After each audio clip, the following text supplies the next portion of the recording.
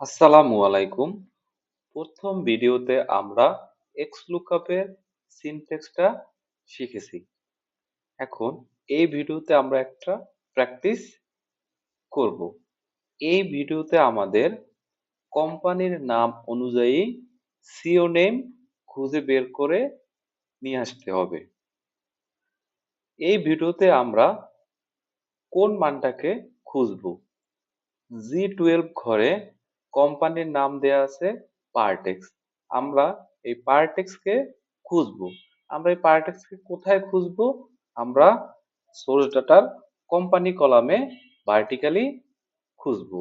Vertically খুঁজে যদি আমরা পার্টেক্সকে পাই, তাহলে সিওনেম কলাম থেকে পার্টেক্সের করেসপন্ডিং ভ্যালু তাল্লা জুবায়ের তাকে আমরা সিওনেম কলামে নিয়ে আসবো। তাহলে দেখুন আমাদের লুকআপ ভ্যালু কোনটা হবে? আমাদের কার তথ্য খুঁজবো? আমরা পার্টেক্সকে খুঁজবো। লুকআপ অ্যারে কোনটা হবে? আমরা কোথায় খুঁজবো? কোন কলামে খুঁজবো? আমরা অবশ্যই কোম্পানি কলামে খুঁজবো, কারণ পার্টেক্সকে যদি আমরা সিওনেম কলামে খুঁজি তাহলে তো আর পাবো না।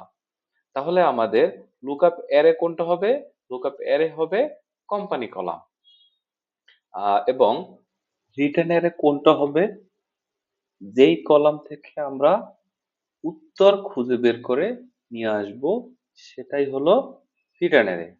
থেকে উত্তর খুঁজে বের করে নিয়ে আসবো সিওনেম কলাম থেকে, তাহলে রিটার্ন অ্যারে হবে সিওনেম। চলুন তাহলে আমরা এক্স লুকআপ ফাংশন দিয়ে এই সমস্যার সমাধানটা করে ফেলি। আমরা ইকুয়াল দিয়ে এক্স লুকআপ ফাংশনটাকে কল করলাম। ফাংশনটাকে কল করার সাথে সাথে এক্স লুকআপে একটা সিনট্যাক্স চলে আসছে, যার প্রথম আর্গুমেন্ট হলো লুকআপ ভ্যালু। এখন আমরা কার তথ্য খুঁজবো? পার্টেক্স এর তথ্য খুঁজবো। কমা দিলাম, লুকআপ অ্যারে চেয়েছে। পার্টেক্স এর তথ্যটা আমি কোথায় খুঁজবো? কোথা কোন কলামে খুঁজবো? আমরা অবশ্যই আমরা কোম্পানি কলামে খুঁজবো। তাহলে আমাদের লুকআপ অ্যারে কোনটা হবে? Company column. কমা, এরপরে চেয়েছে আমাদের রিটার্ন অ্যারে।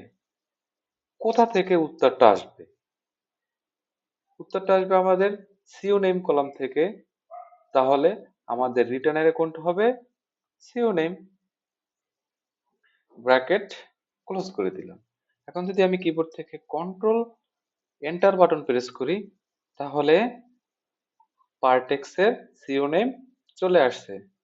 এখন দেখেন এখান থেকে আমি যেটা চেঞ্জ করে দিব তার সিওনেম চলে আসবে। আমি যেই কোম্পানির নামে দেই না কেন তার সিওনেম চলে আসবে। আমি একটা চেঞ্জ করে দেখি। যেটা চেঞ্জ করতেছি তার সিওনেম চলে আসতেছে। ধন্যবাদ।